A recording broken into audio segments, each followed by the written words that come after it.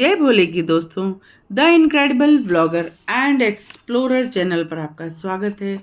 दोस्तों, हम यहाँ श्रावण मास के महामात्य को सुनने के लिए रोज़ मिलते हैं। एक अध्याय का श्रवण मैं आपको रोज़ कराती हूँ। अब तक हमने 5 अध्यायों का श्रवण कर लिया है। आप मेरे चैनल पर जाकर सुन सकते हैं। और अब आज हम 6ठे अध्याय का श्रवण करेंगे।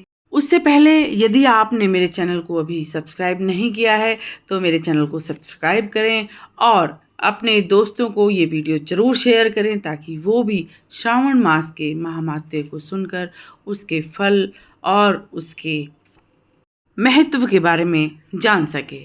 तो दोस्तों, शुरू करते हैं। मैं इस मंत्र के साथ शुरू करती हूँ।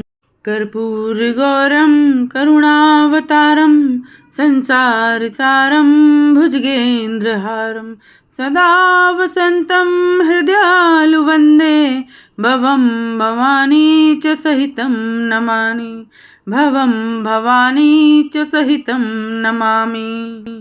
दोस्तों, इस मंत्र का जाप श्रावण मास में एक बार अवश्य करें, हो सके तो 5 बार करें।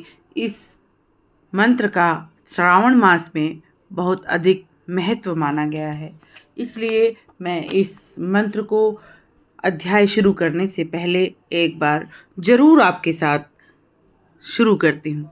तो दोस्तों, शुरू करते हैं 6ठा अध्याय। ब्रह्मपुत्र ने महादेव से कहा, हे देवादिदेव, आपने मुझे बहुत ही उत्तम महामात्य सुनाया है। अब आप मुझे श्रावण मास के सोमवार व्रत की कथा सुनाएं। महादेव जी बोले, हे सनत कुमार, रवि तो मेरी आंख का ताती है। अब मैं तुम्हें पार्वती सहित सोमवार व्रत की कथा सुनाता हूँ। चंद्रमा का दूसरा नाम सोम है। वह सब जो मैं इस सोम व्रत के बारे में कहने में समर्थ हूँ, वह सब मैं तुम्हें अवश्य सुनाऊंगा। सोम ब्राह्मणों का देव है। सोमलता को यज्ञ साधन कहते हैं। सोम मेरा ही प्रतिरूप है, इसलिए वह सोमवार कहा जाता है। चूंकि यह उपासक को उत्तम फल प्रदान करता है, अतः यह सर्वश्रेष्ठ कहलाता है। हे ब्रह्मपुत्र, अब मैं इसकी विधि का वर्णन करता हूँ, अतः दत्तचित हो इसकी कथा का श्रवण करो। वैसे तो पूरे वर्ष के सोमवार व्रत उत्तम होते हैं, परंतु इस माह के 4 या 5 सोमवार व्रत अवश्य ही करने चाहिए। इसका पुण्य फल 12 माह के उपवासों से अधिक फलदायक होता है। इस माह में एक सोमवार व्रत का फल वर्ष भर में सभी उपवासों के फल के बराबर होता है। अतः भक्त को श्रावण माह के शुक्ल पक्ष में प्रथम सोमवार के दिन सोमवार व्रत का संकल्प करके इस माह में जितने भी सोमवार आएं तो दिन में व्रत संकल्प करके रात्रि को शिव पूजन करना चाहिए। सायंकाल को 16 प्रकार से शंकर जी की पूजा करके रात्रि को कथा श्रवण करनी चाहिए। अब मैं भगवान श्री सदाशिव की कथा कहता हूँ, जो इस प्रकार है। श्रावण माह के पहले सोमवार को व्रत ग्रहण करके नित्य क्रम स्नान ध्यान से निर्वृत्त होकर अपने आप को हर प्रकार से पवित्र कर लो। तत्पश्चात सफेद वस्त्र पहनकर मन में काम, क्रोध, मोह, अहंकार, द्वेष आदि को निकालकर मालती मल्लिका आदि सफेद फूलों तथा अनेक प्रकार के फूलों तथा निर्दिष्ट उपचारों से मंत्र ओम नमः शिवाय, ओम नमः शिवाय अथवा त्र्यंबकम मंत्र से पूजा करनी चाहिए। दोस्तों, यह त्र्यंबकम मंत्र आप मेरे चैनल पर शॉर्ट्स में जाकर देख सकते हैं। मैंने इसका एक शॉर्ट्स बना के डाला है, आप उससे देख सकते हैं। त्र्यंबकम मंत्र से पूजा के बाद करबद्ध कर यह उच्चारण करें, हे सर्वशक्तिमान महादेव भगवान, तुम भवनाशक हो।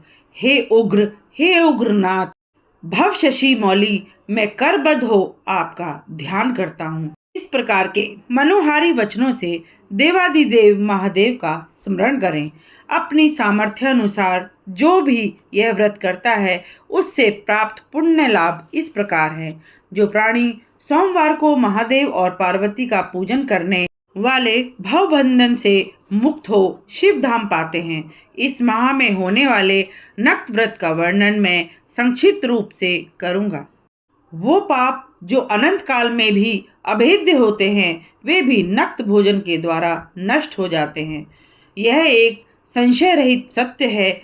इस अति उत्तम व्रत का व्रत करना चाहिए। इस व्रत को करने से पुत्रेच्छु को पुत्र की प्राप्ति होती है। धन चाहने वाले को धन मिलता है। वह इहलोक में समस्त सुख सुविधाओं का उपभोग करता हुआ मरणोपरांत रुद्रलोक यानी मोक्ष पाता है और वहां भी वह देवों द्वारा वंदनीय होता है। इस लोक को असारमय और चलायमान जानकर बुद्धिमान प्राणी व्रत और उद्यापन द्वारा अपना जीवन सफल बनाता है और सद्गति पाता है। मोह माया को त्याग कर प्राणी को अपनी सामर्थ्य के अनुसार सोने की बनी शिव पार्वती की बैल पर सवार प्रतिमा गढ़वानी चाहिए। एक अति भव्य और सुंदर लिंगतोभद्र मंडल पर घट बनवाकर उस पर तांबे अथवा बांस का पात्र रखकर उसके ऊपर शिव पार्वती की मूर्ति रखनी चाहिए। तत्पश्चात शास्त्रानुसार शिव पार्वती की पूजा अर्चना करके फूलों का मंडल बनाकर उस पर एक अत्यंत ही सुंदर चंदवा बांध देना चाहिए। रात्रि जागरण करते हुए गीत नृत्य का आयोजन करवाना चाहिए। अग्नि स्थापित करवाकर सर्वभवनाश आदि 11 नामों द्वारा हवन करवाना चाहिए। भक्त बृहितल आदि की मदद से आर्याय तथा मंत्र द्वारा बिलपत्र का अथवा शस्त्राक्षर मंत्र से हवन करना चाहिए। पूर्णाहुति पूरी करके स्विष्कृत तथा अन्य आहुतियां देनी चाहिए। आचार्य की भी पूजा करके उसे दक्षिणा के साथ गौदान करना चाहिए। 11 विद्वान ब्राह्मणों को भोजन कराकर उन्हें भी 11 घड़ों के साथ बांस के पात्र दान स्वरूप देने चाहिए। पूजन के पश्चात देवी देवता पर चढ़ी सामग्री आचार्य को दान स्वरूप दे दें। पूजा करते हुए बोले, मेरा व्रत सफल हो और पूरा हो। मेरे व्रत में शंकर जी प्रसन्न हों। तत्पश्चात हर्षित होकर अपने परिवारजनों के साथ स्वयं भी भोजन ग्रहण करना चाहिए। इस बतलाए गए उपाय से व्रत करने वाला मनचाही वस्तु पाता है और उसकी समस्त इच्छाएं पूरी होती हैं। वह प्राणी इस लोक में तथा परलोक में अनंत काल तक सुख भोग कर मरणोपरांत विमान में सवार होकर शंकर धाम जाता है। वह वहां भी पूजनीय होता है। सर्वप्रथम यह सोमवार व्रत भगवान कृष्ण ने स्वयं किया था। उसके बाद उनके अनुयायियों, राजाओं और धर्म पुरुषों ने यह व्रत शुरू किया।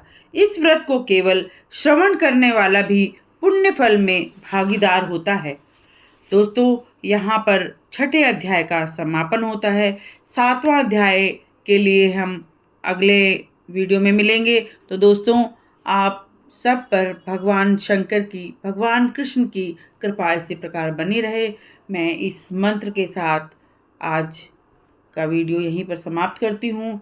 कर्पूरी गौरम करुणावतारम संसार सारम भुजगेंद्रहारम सदा वसंतम हृदयालु वंदे भवम भवानी च सहितम नमामि भवम भवानी च सहितम नमामि। दोस्तों, मेरे साथ एक बार ओम नमः शिवाय मंत्र का भी जाप करेंगे। ओम नमः शिवाय, ओम नमः शिवाय, ओम नमः शिवाय। दोस्तों, अब एक बार गहरी सांस लेते हुए ओम का उच्चारण करेंगे, क्योंकि ओम में सब समाया है, सब ओम से ही शुरू हुआ है। तो दोस्तों, गहरी और लंबी सांस लेते हुए शुरू करते हैं।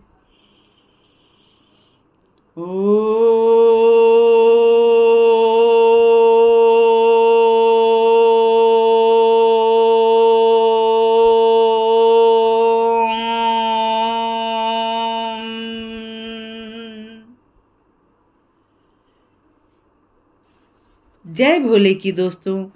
भगवान भोले शंकर आप सभी की सभी मनोकामनाओं को पूर्ण करें। मैं ऐसी कामना भगवान शंकर से करती हूँ।